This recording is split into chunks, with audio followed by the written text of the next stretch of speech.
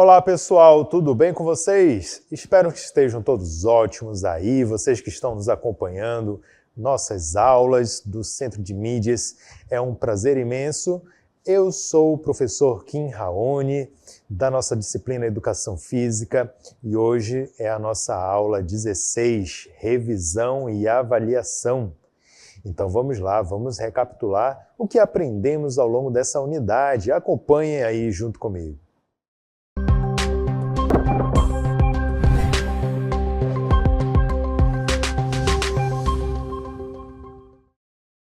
Muito bem, gente, vamos aí recapitular o que aprendemos ao longo dessa unidade, ver os principais tópicos e, para começar, vamos relembrar sobre o conteúdo de voleibol. Então, o voleibol é um esporte coletivo disputado entre equipes de 6 jogadores cada uma, numa quadra dividida por uma rede suspensa. O objetivo é lançar a bola à metade contrária da quadra por cima da rede, com toques dados com as mãos. A equipe adversária deve tentar impedir a bola bater no solo de seu próprio lado. Muito bem, então esse é o conceito de voleibol. Muita gente já sabe, muita gente já conhece. Para quem não lembra ainda, o voleibol é aquele esporte jogado com as mãos. O objetivo é você empurrar a bola com força ou bater nela de forma que ela passe por cima da rede e caia no chão do time adversário.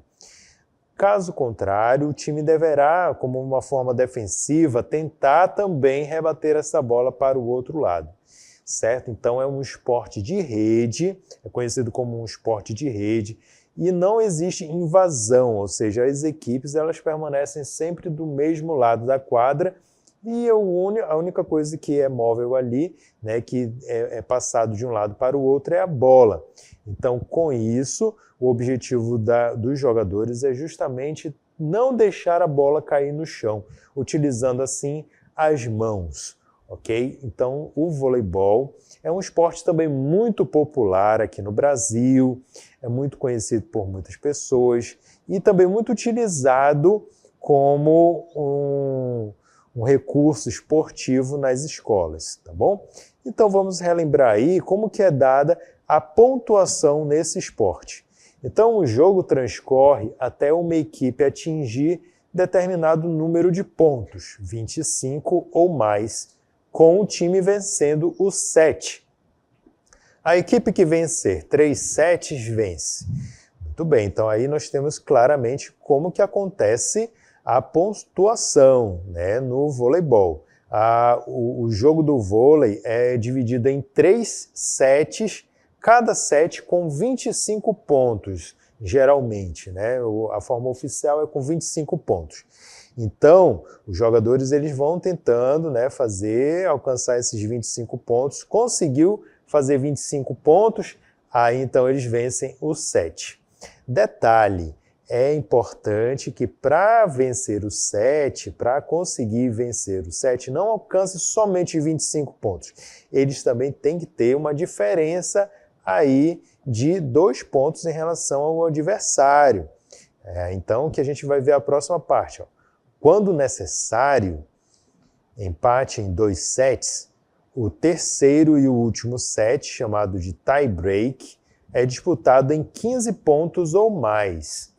Para a vitória em qualquer set, uma equipe tem que atingir uma diferença de pelo menos 2 pontos. Olha aí, então, isso significa o quê, gente? Que quando você está lá disputando com uma equipe, né, e você marcou, por exemplo, 25 pontos, mas o time adversário fez 24 pontos, então é necessário que vocês continuem jogando até que haja uma diferença de 2 pontos para poder vencer aquele set. Então não é simplesmente alcançar os 25 pontos, tem que ter também essa diferença de 2 pontos. Além disso, tem a questão do tie break. O que é o tie break? Também tem que ter a diferença de 2 pontos, de 2 sets, de um set para poder vencer, né? Você não pode simplesmente alcançar 3 sets, assim, direto. Se você alcançou 3 sets, mas a equipe adversária fez 2 sets, então você vai para o tie break, certo? E aí, então, que é disputado ali realmente a pontuação final, ok? E aí nós vamos relembrar os fundamentos agora do jogo de voleibol. Olha só, nós temos vários movimentos no vôlei. Inicia-se assim com esse daqui, que é o movimento do saque. O saque é a ação de introduzir a bola na quadra, no jogo. Ela é feita ali no final da linha do fundo, na verdade fora dessa linha. E é importante que o jogador não pise na quadra, ou nessa parte laranja, né, que é a quadra de jogo, e nem na linha. Tá? Não pode nem sequer pisar na linha branca do fundo, porque senão é considerado falta, e aí o time adversário é que vai ter o direito ao saque. Então, gente, quando o jogador for realizar o saque, ele tem que observar essas regras. Outro ponto importante é a movimentação do saque. Existem várias técnicas diferentes, mas a mais utilizada é essa do levantamento com a mão, onde você faz uma leve projeção da bola para cima e com a outra mão você tapeia a bola no sentido de baixo para cima, de forma que ela seja impulsionada no sentido parabólico e passando por cima da rede, certo? Então, essa é uma das formas do saque. Existem pessoas também, principalmente na forma ainda da iniciação do voleibol, né, em que as pessoas ainda utilizam muito a forma de sacar segurando a bola e depois batendo com essa parte da mão, né, do polegar. Então você bate embaixo da bola, outras pessoas dão uma jogadinha e batem com as duas mãos, né? Então existem várias formas diferentes, mas a mais utilizada para fins de desempenho é essa forma do saque. Continuando ainda os nossos fundamentos, nós vamos ver também o toque ou levantamento. É outro tipo de movimento. Esse daí é utilizado já para a defesa. Então é quando a bola vem do saque e aí a equipe precisa então preparar a recepção dessa bola. Isso é feito por meio desse fundamento, o toque, né, como as pessoas popularmente falam, toque, mas também chamado de levantamento. Então ele recebe a bola unindo as duas mãos e aí recebendo essa bola e projetando ela para cima, espalmando as mãos para fora, tá bom? Fazendo esse movimento aqui para fora. É importante que também o levantador, a pessoa que está realizando esse fundamento, ele não segure a bola, ele tem que realmente fazer uma projeção com esse movimento aqui direto.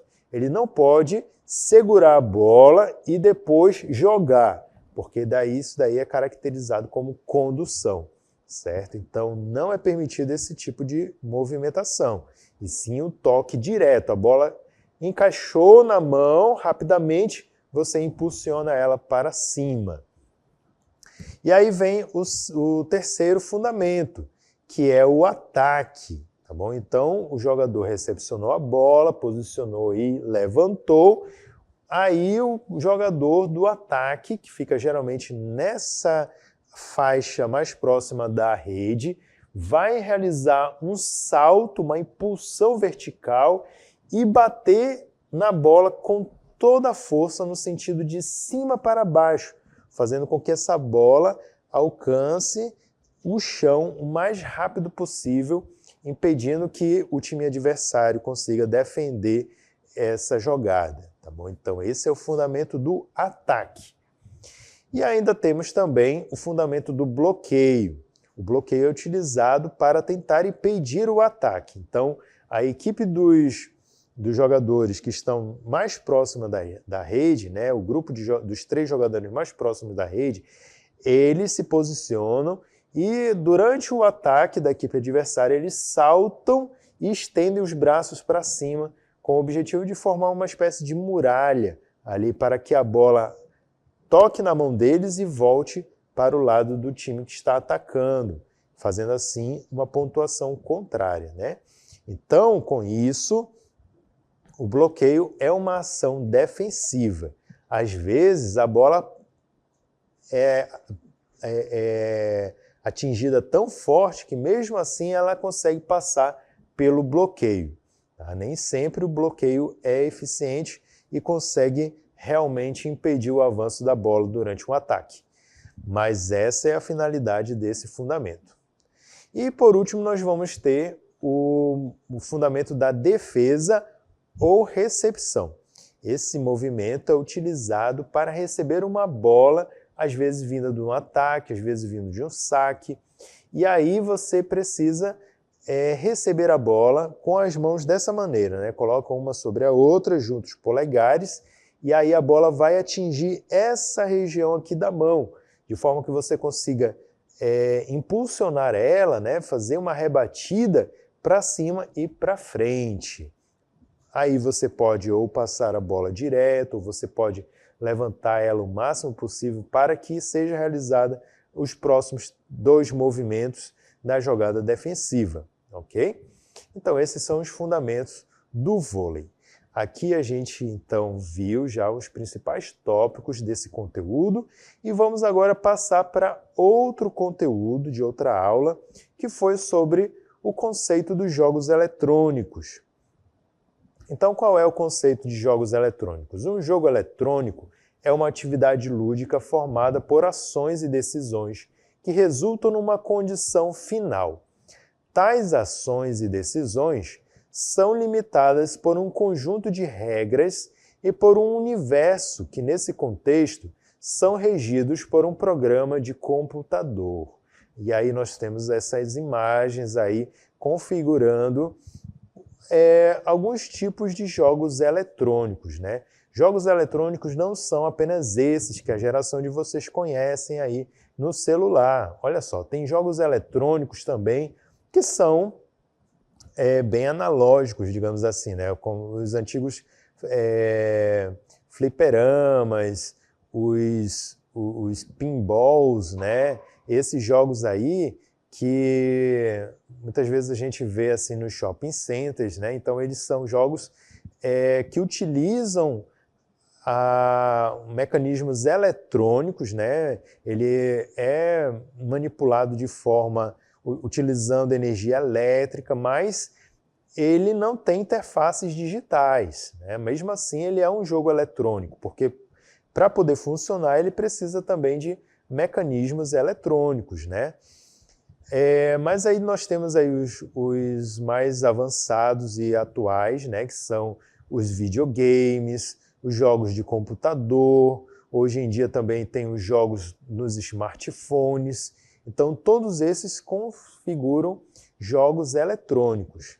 Mas afinal, o que são jogos, né? Aí vem o início daquele conceito que nós falamos ali, né? Um jogo é uma atividade lúdica. Antes de mais nada, ele é uma atividade lúdica. O que significa isso? Atividade lúdica é uma atividade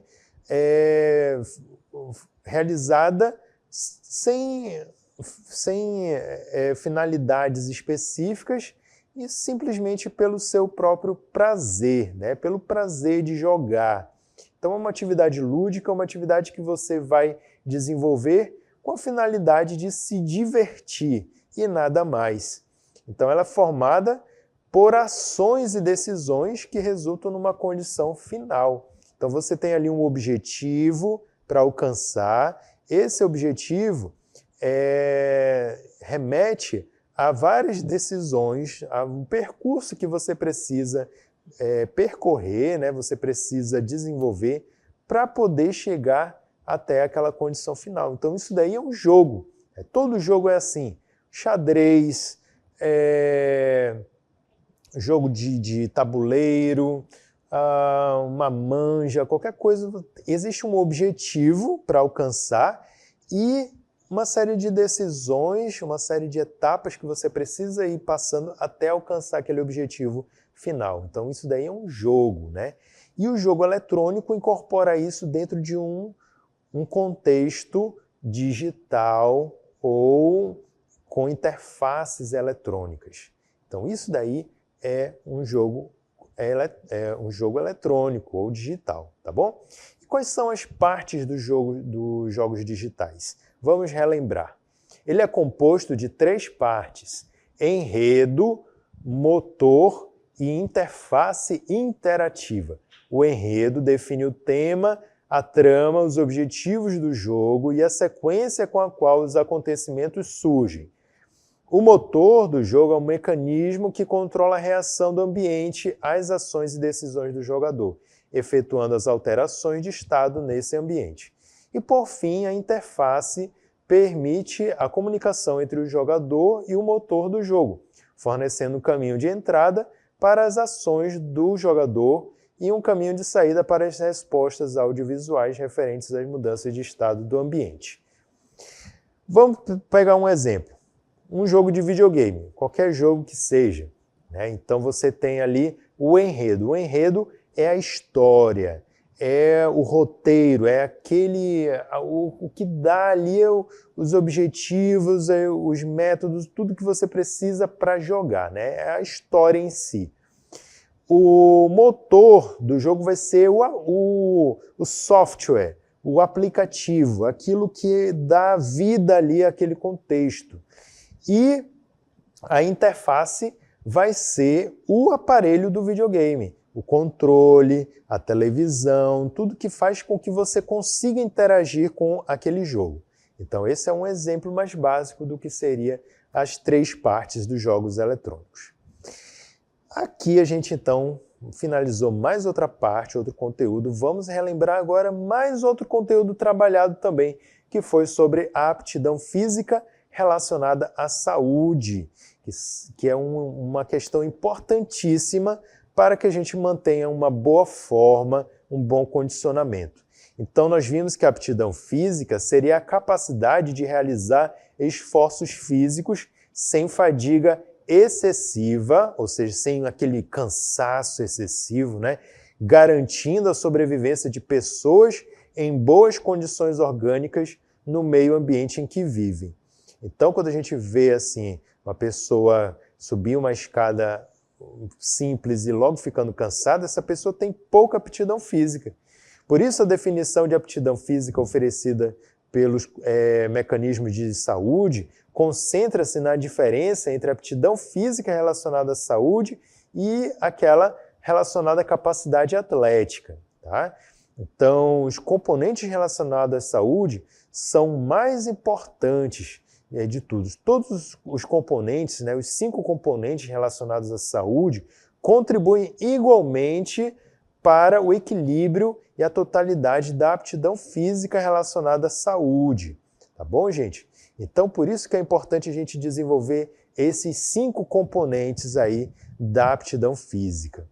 Então, para mantermos uma boa saúde, para a gente poder estar em forma, nós precisamos estar sempre trabalhando esses 5 componentes da aptidão física. Vamos relembrar quais são. Composição corporal. O que é a composição corporal?